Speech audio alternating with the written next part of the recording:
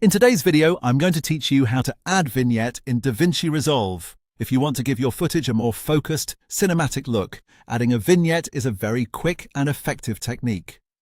A vignette gently darkens the edges of the frame, which helps draw attention toward the center of the image. This can make your subject stand out more clearly and give the shot a more polished feel without requiring a lot of editing. To get started, go to the top left area of DaVinci Resolve. From there, click on Effects. This will open the Effects panel where you can browse through different visual tools and presets available for your project. If you do not immediately see what you need, don't worry, because the easiest way to find it is by using the search function inside the Effects tab. Once you are in the Effects tab, type Vignette into the search bar.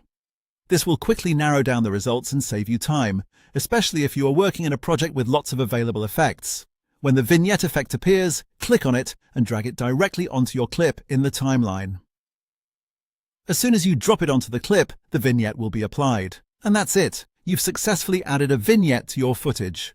A helpful tip here is to make sure you drag the effect onto the correct clip, especially if you have multiple clips stacked or arranged closely together in your timeline. It can also help to zoom in on the timeline a little if you want to be more precise while dragging and dropping the effect. If you don't notice the change right away, try selecting the clip and checking your viewer carefully, since some vignette effects can appear subtle depending on the shot. This is one of those simple edits that can make a noticeable difference in the overall presentation of your video.